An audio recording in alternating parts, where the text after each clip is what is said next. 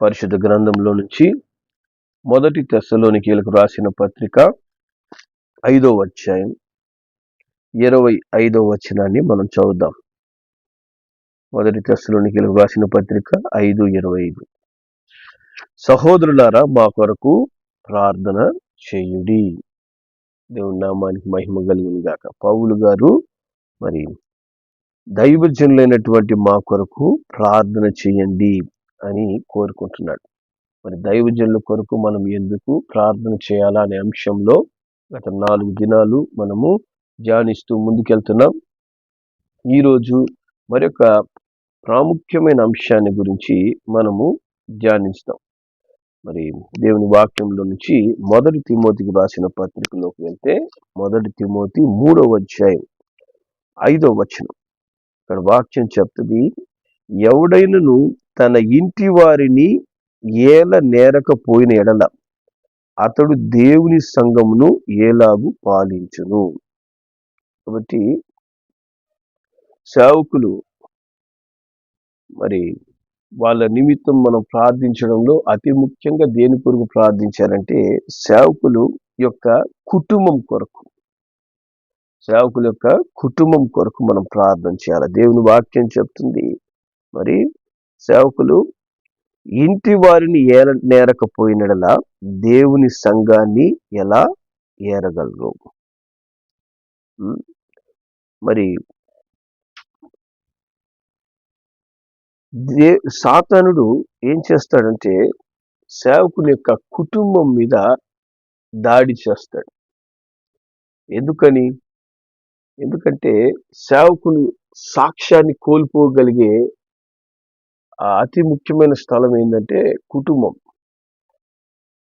కుటుంబము కనుక సాక్ష్యాన్ని కోల్పోయిందనుకోండి, అతను సేవలో నిలబడలేడు. కాబట్టి సాతానుడు ఏం చేస్తుంటాడంటే సేవకుని యొక్క కుటుంబాన్ని మరి దాడి చేయడం, వాళ్ళ కుటుంబం మీద దాడి చేయడం, కుటుంబం విచ్ఛిన్నం చేయడం, కుటుంబంలో భార్యాభర్తల మధ్యలో సమాధానం లేకుండా చేయడం, పిల్లలు మరి సాక్ష్యం లేకుండా జీవించడం, ఇట్లాంటి పని చేయడం వల్ల ఏమవుతుంది? దేవుని నామము దూషించబడుతుంది. మరి ఇక్కడ వాక్యం చెప్తుంది, ఇంటి వారిని ఏలనేరకపోతే సంఘాన్ని ఎలా ఏలగలడు? కాబట్టి ఇంటికి ఒక సాక్ష్యం లేకపోతే మరి వాళ్ళు పరిచర్య ఎలా చేయగలడు అంటది. కాబట్టి దేవుని బిడ్డలైన మనము సేవకుల యొక్క కుటుంబాలు, చాలా మంది సేవకుల కుటుంబాలు మనం చూస్తూ ఉంటాం. వాళ్ళ కుటుంబంలో మరి చాలా వరకు భార్యలు మరి సేవకునికి ఇబ్బందికరంగా ఉంటారు, పరిచర్యకి ఇబ్బందికరంగా ఉంటారు.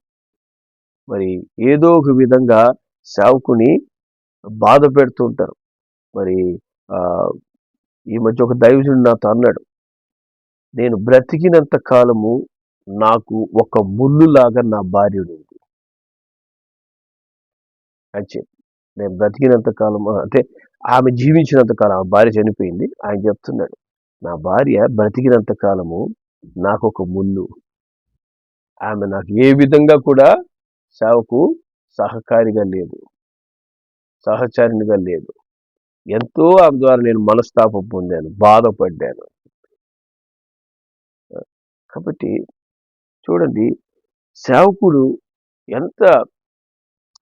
ఎంత బలంగా గొప్పగా బయట పరిచర్య చేసినా ఇంటికి వచ్చిన తర్వాత ఇంట్లో ఉన్నటువంటి కుటుంబము మరి దేవునిలో ఎదిగే కుటుంబముగా లేకపోతే, మరి ఆ కుటుంబము దేవునిలో నిలబడకపోతే, ఆ కుటుంబము సరైన సాక్ష్యం కనుక లేకపోతే దాన్ని బట్టి ఏమవుతుంది? సేవ కుంటుపడిపోతుంది, సేవ నిలిచిపోతుంది. దాని విషయంలో మనము అటువంటి సేవకులను మనం చూసినప్పుడు సేవకుల కొరకు మనం ప్రత్యేకంగా ప్రార్థన చేయాలి. ఎందుకంటే కారణాలు అనేకం ఉంటాయి. వాళ్ళు ఆ విధంగా తయారవడానికి కుటుంబము చాలా కారణాలు ఉంటాయి. ఒకవేళ సేవకులు పరిచర్యలో ఎక్కువగా వాడబడుతున్నందువల్ల మరి ఆ కుటుంబం గురించి పట్టించుకోకుండా ఉండొచ్చు. మరి ఇది కూడా సాతాను యొక్క తంత్రమే. అధికంగా పరిచర్య పెట్టేసేసి కుటుంబాన్ని గమనించుకోకుండా ఉండడం.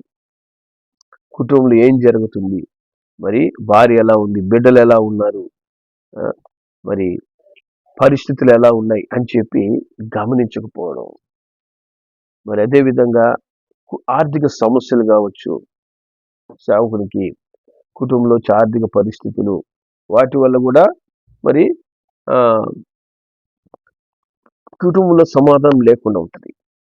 అంతేకాకుండా ఒక దైవజనుడు బలంగా సేవలో నిలబడుతున్నాడంటే సాతానుడు ఏం చేస్తాడు, మొట్టమొదట కుటుంబంలో బలహీనరాలైనటువంటి భార్యను లేతే బలహీనమైన బిడ్డలను సాతాను తాకుతాడు. తాకినప్పుడు వాళ్ళు ప్రభువుకి విరోధంగా ప్రవర్తించడం. చాలామంది మరి సేవకుల యొక్క పిల్లలు కూడా మనం గమనించినట్లయితే ప్రార్థనా జీవితాలు ఉండవు, దేవుని భయం ఉండదు. మరి వాళ్ళు అటువంటి జీవితాలు జీవించడం వల్ల సేవకులు సాక్ష్యాన్ని కోల్పోతుంటారు. చాలా మంది అప్పుడు ఏమంటుంటారు, చూడయ్యా ఆయన అంత గొప్ప సేవ చేస్తున్నాడు, ఆయన పిల్లలు తినట్టున్నారు, కుటుంబాన్ని సరిగ్గా చేసుకోలేని వాడు ఇంక దేనికై ఆయన సేవ చేసేది.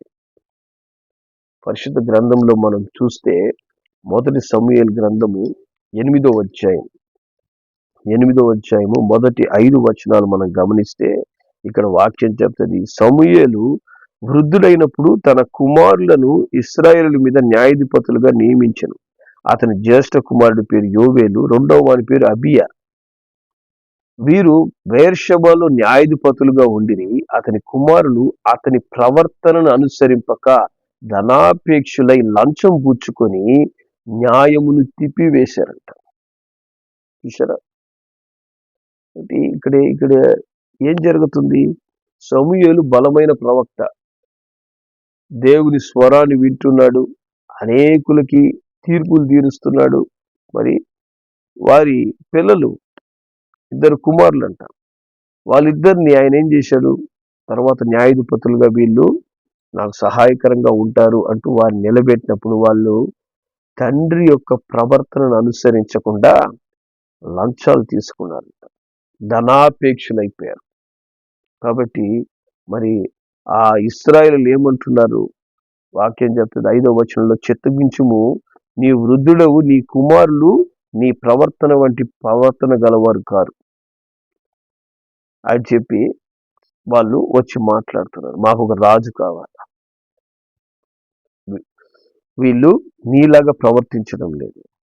అనేక మంది సేవకుని కుటుంబాలు ఇటువంటి పరిస్థితులు ఉన్నాయి. వాళ్ళ బిడ్డలు సాక్ష్యం లేకుండా ఉండడం, మరి సాక్ష్యకరంగా జీవించకుండా ఉండడానికి సాతానుడు ఏం చేస్తుంటాడు, ఆ బిడ్డలని మరి చెడు స్నేహాల వల్ల అయితేనేమి, మరి లోకానుసారమైన క్రియల వల్ల అయితేనేమి వారిని చెడిపివేసేసి వాళ్ళ సాక్ష్యాన్ని, సేవకుడు సాక్ష్యాన్ని కోల్పోయే విధంగా. ఇప్పుడు అంత పెద్ద ప్రవక్త అయినటువంటి సమూయేలుకి అవమానం ఎవరి వల్ల కలుగుతుంది? పిల్లలు ధనాపేక్షలైపోయి లంచాలు తీసుకోవడం వల్ల. ఎంత భయంకరమైన పరిస్థితి. అదేవిధంగా 2వ సమూయేలు గ్రంథంలోకి వెళ్తే 2వ సమూయేలు గ్రంథము 6వ అధ్యాయము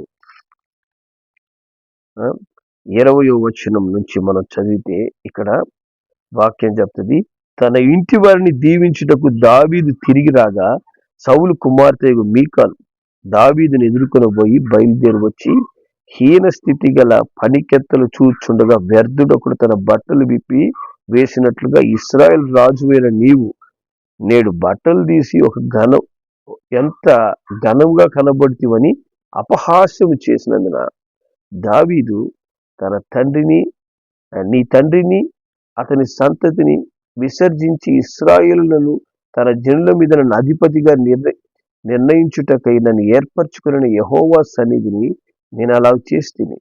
యెహోవా సన్నిధిని నేను ఆట ఆడి తిని, ఇంతకంటే మరి ఎక్కువగా నేను తృణీకరింపబడి నా దృష్టికి నేను అల్పుడనై నువ్వు చెప్పిన పనికెత్తల దృష్టికి ఘనహీనుడనవుదునని మీకాలుతో నేను మరణం వరకు సౌలు కుమార్తె మీకాలు పిల్లలను కనక ఉండెను. సరే, ఇక్కడ దావీదు దేవుని ద్వారా అభిషేకించబడినవాడు. ఆయన మరి మందస్సం ముందు నిలబడి తన్మయుడై ఆయన ఆరాధన చేస్తున్నాడంట. ఆనందంతో ప్రభువుని ఆరాధన చేస్తున్నాడు. ఆరాధన చేస్తున్నప్పుడు ఏం చేస్తున్నాడో గ్రహించలేనంతగా తను ప్రభువుని ఆరాధనలోకి వెళ్ళినప్పుడు భార్య అయినటువంటి మీకాని ఏం చేస్తుంది? దేవుణ్ణి ఆనందిస్తున్నాడయ్యా నా భర్త, ప్రభువుని ఆరాధిస్తున్నాడయ్యా అని కాకుండా అతన్ని అపహాస్యం చేసిందట. ఏంటి నువ్వు చేసేది? ఏంది నీ పరిస్థితి? చాలా మంది ఈ సేవకులు భార్యలు ఈ విధంగా ఇంటికి వచ్చిన తర్వాత సేవకుని ఎంత అవమానపరుస్తుంటారో. ఒక భార్యలు బతికే కాదు, సేవకులు కూడా కొంతమంది ఉన్నారు ఆ విధంగా భార్యని దూషించేవారిగా, అవమానపరిచేవారిగా, వాక్యం చెప్పేటప్పుడు చాలా ప్రేమగా చెప్తుంటుంటారు. ఇంటికి వెళ్ళిన తర్వాత భార్యని బిడ్డల్ని హీనంగా చూస్తుంటారు. అటువంటి సేవకులు కూడా నేను చాలా మందిని చూస్తున్నాను. దీనికి కారణం ఏంటంటే సాతానుడు సేవకుల యొక్క సాక్ష్యాన్ని కోల్పోవాలి, కుటుంబము సాక్ష్యాన్ని కోల్పోవాలని. ఈ యొక్క మీకాలు చూడండి, దావీదుని దూషించినందువల్ల లేదా హీనపరిచినందువల్ల ఆమెకి ఏమైందంట? జీవితకాల బిడ్డలుగాను కూడా శాపం తెచ్చుకుంది. సాతానుడు ఏం చేస్తాడంటే దేవుని ఆశీర్వాదం ఇవ్వడానికి వచ్చినటువంటి దావీదు ఏం చేస్తున్నాడట? కుటుంబాన్ని దీవించడానికి వచ్చాడంట దేవుని ఆలయం నుంచి. కానీ ఈమె చేసిన పని వల్ల ఏమైపోయింది? శాపం కుటుంబం మీదకి వచ్చేసింది. సాతానుడు ఏం చేస్తుంటే దైవజనుడి కుటుంబము ఆశీర్వదించబడకుండా శాపగ్రస్తంగా మారడానికి మరి సాతానుడు ఎవరో ఒకరిని వాడుకుంటుంటాడు. అంతేకాకుండా సేవకులకి మరి భార్య బిడ్డలు వాళ్ళు మట్టుకే కాదు, దేవుని వాక్యం చెప్తుంది చూడండి, మత్తయి సువార్త 10వ అధ్యాయం, మత్తయి సువార్త 10వ అధ్యాయము 19 నుంచి 22 వచనాల వరకు మనం చదువుదాం. ఇక్కడ వాక్యం చెప్తుంది, వారు మిమ్మల్ని అప్పగించినప్పుడు ఎలాగో మాట్లాడదుము, ఏవి చెప్పుదామని చింతించకూడదు. మీరు ఎలాగో మాట్లాడవలనో అది ఆ గడియలోనే మీకు అనుగ్రహించబడును. మీ తండ్రి ఆత్మ మీలో ఉండి మాట్లాడుచున్నాడే కానీ మాట్లాడువారు మీరు కారు. సహోదరుడు సహోదరిని, తండ్రి కుమారుని మరణంకు అప్పగిస్తారు. పిల్లలు తల్లిదండ్రుల మీద లేచి వారిని చంపించెదరు. మీరు నా నామం నిమిత్తం అందరి చేత ద్వేషించబడతారు. అంతం వరకు సహించిన వాడు రక్షించబడును. సరే, కాబట్టి ఇక్కడ వాక్యం స్పష్టంగా చెప్తుంది, నువ్వు దైవజనుడు అయినందువల్ల నీ కుటుంబ సభ్యుల చేత ద్వేషించబడతావు. సహోదరుడు మరి వాటిలో సహోదరుని ద్వేషిస్తాడంట, తండ్రి కుమారుని ద్వేషిస్తాడంట, పిల్లలు తల్లిదండ్రుల మీద ద్వేషం తెచ్చుకుంటారంట. దేవుని పరిచర్య చేస్తున్నందువల్ల కుటుంబంలో శత్రువులు పెరుగుతారు, కుటుంబం విరోధంగా లేస్తుంది. అప్పుడేమైపోతుంది? దైవజనుడికి సాక్ష్యం పోతుంది. దైవజనుడు, ఇంత సేవ చేస్తున్నావు చూడయ్యా, మీ అమ్మ నాన్న నీతో సౌఖ్యంగా ఉన్నారా? మీ యొక్క సహోదరుడు సహోదరి నీతో సమాధానంగా ఉన్నారా? అనేటువంటి సాక్ష్యం కోల్పోయే పరిస్థితి కుటుంబంలో తీసుకొస్తాడు సొంత వారు.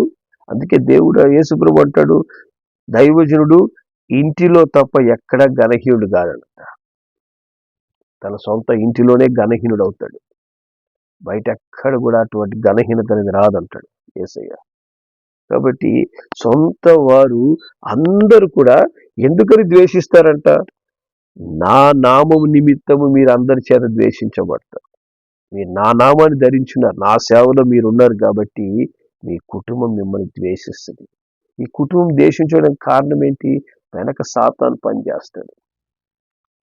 వెనక సాతాను నుండి దైవజనుడి హృదయము విరిగిపోయే విధంగా, దైవజనుడికి మరి నిరుత్సాహంతో, ఎందుకు నేను ఇంత సేవ చేస్తున్నా కూడా నన్ను ఎవరు అర్థం చేసుకోవడం, నా ఇంట్లో వాళ్ళు అర్థం చేసుకోవడం లేదే, నా సొంత సహోదరులు నా సొంత తల్లిదండ్రులు అర్థం చేసుకోవడం లేదే, నా సొంత బంధువులను అర్థం చేసుకోవడం లేదే అని సేవకుడు నలిగిపోవాలి. సేవకుడు కృంగిపోయి మరి సేవను విడిచిపెట్టేసేయాలి. ఎందుకు ఈ సేవ చేయడం అనే విధమైనటువంటి నిరుత్సాహ స్థితిలోనికి వెళ్ళిపోవాలని సాతానుడు ఏం చేస్తుంటాడు? ఇంట్లో వారిని వాడుకుంటాడు, సొంత భార్యను వాడుకుంటాడు, పిల్లల్ని వాడుకుంటాడు, సొంత తల్లిదండ్రుల్ని, సహోదర సహోదరుల్ని, బంధువులను, మిత్రులను వాడుకొని సాతానుడు ఏం చేస్తాడు? సేవకుడిని హృదయానికి గాయం, సేవ మీద ఒక విరక్తి వచ్చే విధంగా కలగజేసేస్తాడు. దాని వలన సేవకులు బయటికి చెప్పుకోలేనంత వేదన. దానివల్ల సేవకులు అరే నా కుటుంబం నాకు విరోధం అయిపోయింది, నా యొక్క భార్యను అర్థం చేసుకోవడం, నా భర్తలను అర్థం చేసుకోవడం లేదు, పిల్లలను అర్థం చేసుకోవడం లేదు, మనము దేని నిమిత్తము ఈ సేవలో నిలబడి ఉన్నామనేది గ్రహింపు లేని వారిగా ప్రవర్తిస్తున్నారు. దీనివల్ల దేవుని నామానికి దూషణ కలుగుతుంది అంటూ మరి సేవకుడు కృంగిపోతూ సేవ చేస్తుంటాడు. అది సాతానుడు ఆ విధంగా చేసినందువల్లనే సేవకుడి యొక్క పరిచర్యలు నిలిచిపోతాయి. ఇంకా కొంచెం ముందుకు వెళ్తే సేవకుల కుటుంబాలు ఏమవుతుంటాయి? విడిపోతుంటాయి. భార్యాభర్తలు విడిపోతారు, చిన్న చిన్న కారణాలతో, అసమాధానాలతో విడిపోతారు. పిల్లలు మరి సేవకుని వదిలిపెట్టి వెళ్ళిపోతుంటారు. అవసరం లేదు, సేవ అక్కర్లేదు, ఏమక్కర్లేదు అని చెప్పని సేవకునికి సహాయకరంగా ఉండకుండా మరి పిల్లలు ఏ దేవుడు వారిని అప్పుడు దాకా ఆశీర్వదించాడో ఆ సమస్తాన్ని వదిలిపెట్టి మరి దూరం అయిపోతుంటారు. ఇది దేవునికి అవమానము, మరి సేవకునికి అవమానం. ఎవరు దీని వెనుక పని చేస్తున్నాడు? సాతానుడు పని చేస్తుంటాడు, సాతానుడు క్రియపరుస్తుంటాడు. అటువంటి కుటుంబాలు మనం ఎన్ని చూస్తుంటాం. ఎంతమంది సేవకులు కుటుంబాలు విడిపోతుంటాయి, ఎంతమంది కుటుంబాల్లో సాక్ష్యం లేకుండా మరి ఆ పిల్లలు ఉంటుంటారు. ఎంతమంది కుటుంబాల్లో సేవకులు వారి కుటుంబాన్ని దైవజనులని గుర్తించకుండా హీనపరుస్తూ ఉంటారు. ఇలాంటివన్నీ మనం చూస్తుంటాం. మరి వాటి నిమిత్తం మనం ప్రార్థన చేస్తున్నామా? అటువంటి సేవకుడు వేదన పడుతున్నప్పుడు మనం వారి నిమిత్తము ప్రభు సన్నిధిలో మొరపెడుతున్నామా? ఇంటి వారిని సరిగా ఏలనేరకపోతే సంఘాన్ని ఎలా ఏడతారు? ఇల్లు ఏమైపోతుంది? దైవజనుడికి ఒక నరకంలాగా అనిపిస్తుంటది. ఎప్పుడైతే దేవుని భయం కలిగినటువంటి కుటుంబముగా వారి కుటుంబ సభ్యులు ఉండకుండా ఉంటారో ఆ ఇల్లు సేవకునికి ఒక నరకం. అందుకే సేవకులు కొంతమంది ఏం చేస్తుంటారంటే మందిరంలోనే పడుకొని నిద్రపోతుంటారు. సేవకులు అయ్యా ఇక్కడే నిద్రపోతున్నారంటే ప్రార్థన చేసుకుంటా నిద్రపోయాను లేని అంటారు. ఎందుకంటే ఇంటికి పోతే పరిస్థితి ఏందనేది ఆ సేవకునికి తెలుసు. కాబట్టి కొంతమంది మందిరంలోనే పడి నిద్రపోతుంటారు. సేవకులు అటువంటి వేదన చెందే వాళ్ళు ఎంతో మంది, ఎక్కువ మంది. ఎందుకంటే సాతానుడు వారి కుటుంబంని చాలా బలంగా తాకుతుంది. అందువల్లే సేవకుల కుటుంబాలు చాలా మంది మరి వాళ్ళ పిల్లలు తాగుబోతులు, తిరుగుబోతులు అయిపోయిన తర్వాత సాక్ష్యం కోల్పోతుంటారు. వాళ్ళ భార్యలు మరి సేవకుడే సమాధానంగా భార్యతో లేకుండా ఉన్నందువల్ల కుటుంబాలు విడిపోవడం వల్ల సాక్ష్యాన్ని కోల్పోతుంటారు, సేవలు కుట్టిపడిపోతుంటాయి. మరి అప్పుడు చక్కని దేవుని చిత్తంలో ఈ కుటుంబము దేవుని మహిమ కొరకు గొప్ప ఆశీర్వాదంగా ఉండాలని దేవుడు వేసిన ప్రణాళికను సాతానుడు ఏం చేస్తాడు? విచ్ఛిన్నం చేసేస్తాడు. సమూయేలు అంత గొప్ప ప్రవక్త, వాళ్ళ పిల్లలు ఏమైపోయారంటే ధనాపేక్షలు అయిపోయారు. దావీదు దేవుని హృదయానుసారుడు, భార్య ఏం చేస్తుంది? అతనిని హేళన చేస్తుంది. యేసు ప్రభుని ఒక దగ్గర మనం చూడొచ్చు, యేసు ప్రభుని వాళ్ళ సొంత సహోదరులు వచ్చి గద్దిస్తారంట. ఎందుకు ఇక్కడ నువ్వు వాక్యం బోధిస్తున్నావు అని చెప్పని. మరి యేసు ప్రభు కూడా సొంత కుటుంబం ద్వారా శోధన వస్తుంది ఆయనకి. కాబట్టి సేవకుని కుటుంబం కొరకు మనం చాలా ఎక్కువగా ప్రార్థన చేయాలా? సేవకుని కుటుంబము ప్రభువులో నడవాలయ్యా, మా సేవకుని కుటుంబము సాక్షిగా ఉండాలి. మా సేవకుని కుటుంబము చూసినప్పుడు ఇటువంటి కుటుంబంగా మా కుటుంబం ఉండాలని ఇతరులు ఆశపడే విధంగా ఒక మాదిరైన కుటుంబంగా సేవకుని భార్య, బిడ్డలు, వారి యొక్క తల్లిదండ్రులు, వారి యొక్క రక్త సంబంధికులు అందరూ ఒక సాక్ష్యం కలిగి ఉండాలని చెప్పని సేవకుని కుటుంబం కొరకు ప్రార్థన చేయాలి. ఎందుకంటే దానివల్ల దేవుని నామం దూషించబడుతుంది, దేవుని నామానికి అవమానం.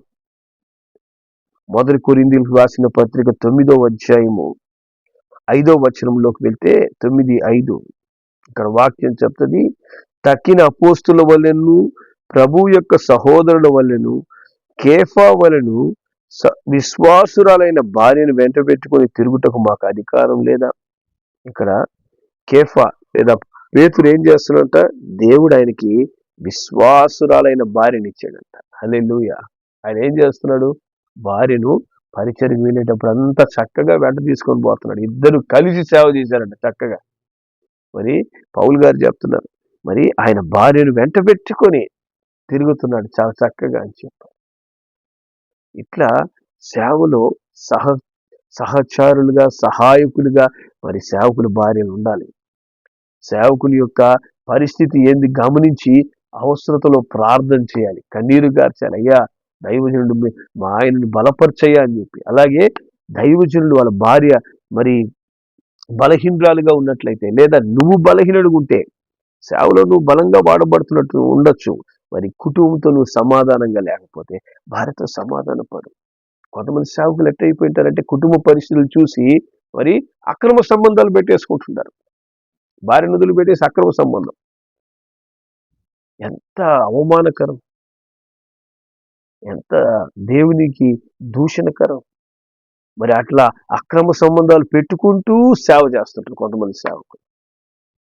కొంతమంది సేవకులకి వాళ్ళ సంఘస్థులకే తెలిసి ఉంటుంది, 2 భార్యలు 3 భార్యలయ్యా, ఆయన సేవ చేస్తూ వాక్యం ఎక్కి బలిపీఠం మీద ఎక్కి కూర్చుని పరిశుద్ధమైనటువంటి దేవుని వాక్యాన్ని చేత పట్టుకొని వాక్యాన్ని బోధిస్తుంటాడు. ఏమనాలి అటువంటి సేవకుల్ని మనం? ఎంత దేవునికి అవమానకరం అది. అలాగే సేవకుని భార్య విడిచిపెట్టి పోయి ఇంకొక పెళ్లి చేసుకుంటుంటారు. పిల్లలు పోయి అన్యులను పెళ్లి చేసుకుంటుంటారు. ఎంత దేవునికి అవమానకరమైన పరిస్థితులు అవి. కుటుంబంలో సాతానుడు బలంగా పనిచేస్తున్నాడు అనమాట. అలాంటప్పుడు బాగా జరిగిందిలే పాస్టర్కి, సేవ అంటే తిరిగినాడు, ఏందో బలంగా వాక్యం బోధించాడు, చూడు కుటుంబం ఏమైపోయిందో అని వాళ్ళ గురించి మాట్లాడడం కాదు. కన్నీరు గార్చేవాసుడు సేవకుడు. ఒక సేవకుడు పడిపోతున్నాడు అంటే వేల మంది ఆత్మలు నరకానికి వెళ్ళిపోతాయి. ఆ ఆత్మలన్నీ పరలోక రాజ్యానికి పోవాలి ప్రభు, ఆ సేవకుడు కుటుంబం కట్టండి అని చెప్పని మనము అటువంటి సేవకుల కొరకు కన్నీరు గార్చాలి. సేవకుల కుటుంబాల్లో పనిచేస్తున్నటువంటి సాతాను క్రియలు నశించిపోవాలయ్యా. మన భార్య బిడ్డలు, వారి యొక్క రక్త సంబంధికులందరూ ఐక్యతలో ఉండాలి, దేవుళ్ళు ఎదగాలి అని మనం ప్రార్థన చేయాలి. యెహోషువ చెప్తాడు, మరి యెహోషువ గ్రంథం 24:15లో, నేను నా ఇంటి వారు యెహోవాను సేవిస్తాను. అటువంటి కుటుంబాలుగా సేవకుల కుటుంబాలు ఉండాలి. నేను నా ఇంటి వారు మేమందరం కలిసి ప్రభువుని ఆరాధిస్తామయ్యా, ప్రభు వెంట మేము నడుస్తామయ్యా అని ఒక సాక్ష్యము ప్రతి దైవజనుడు కలిగి ఉండాలని మనము సేవకుల కుటుంబాల కొరకు ప్రార్థన చేద్దాం. దేవుడు సేవకుల కుటుంబాలను ఆశీర్వదించును గాక. ప్రార్థన చేద్దాం. ప్రేమగల మా తండ్రి, అయినా తండ్రి, ఈ దినమున అనేక మంది సేవకుల కుటుంబాలను మేము చూస్తున్నామయ్యా. సాతానుడు బలంగా సేవకుల కుటుంబాల మీద దాడి చేస్తున్నాడు. అయినా మంచి సాక్ష్యం కలిగినటువంటి సేవకులు కూడా కుటుంబ పరిస్థితులను బట్టి నైనా అవమానం పొంది నిందపాలై తండ్రి పరిచర్యలు కుంటుబడిపోతున్నాయ్యా. తండ్రి సేవకుల యొక్క కుటుంబంలో ఐక్యతను, ముఖ్యంగా భార్యాభర్తల మధ్యలో సమాధానం ఉంచండి. పిల్లలు లోబడే పిల్లలుగా ఎదిగేందుకు సహాయం చేయండి. అయినా తండ్రి వారి కుటుంబం ఒక పరిశుద్ధమైన కుటుంబముగా మీరు తీర్చిదిద్దండి. వారి రక్త సంబంధికులందరూ కూడా తండ్రి సేవకుని సహకరించే వారిగా మార్చండి. నైనా తండ్రి ఒక సాక్షి కలిగినటువంటి కుటుంబంగా సేవకుని కుటుంబాలని మీరు తండ్రి రక్షించి కాపాడినైనా మీరు భద్రపరచమని ప్రార్థిస్తున్నాం. సేవకునికి వారి కుటుంబాలకు విరోధంగా పనిచేస్తున్న సాతాను క్రియలు యేసు నామములో నశించిపోవునుగా కానీ ఆజ్ఞాపిస్తున్నాం. అయినా తండ్రి నీ పరిశుద్ధ రక్తంలో సేవకుని యొక్క భార్య బిడ్డలను, వారి కుటుంబ సభ్యులందరినీ భద్రపరిచి నైనా ఒక మంచి సాక్ష్యం నైనా సేవకులు కలిగి ఉండేందుకు సహాయం చేయి. విడిపోయినటువంటి భార్యాభర్తలను మీరు కలపండి. ఒకవేళ అక్రమ సంబంధాలు పెట్టుకొని నైనా సేవకుడు పరిచయం చేస్తున్నట్లయితే అటువంటి వారికి మారు మనసు అనుభవాన్ని ఇవ్వండి. నైనా తండ్రి తిరిగి నేను పరిశుద్ధమైన దేవుని పరిచర్యలో ఉన్నానని అపవిత్ర క్రియలు విడిచిపెట్టి నాయన ప్రభు వెంట జాగ్రత్తగా నడిచేందుకు సేవకులకు మీరు కృప దయచేయమని యేసు నామములో ప్రార్థిస్తున్నాం తండ్రి. ఆమేన్.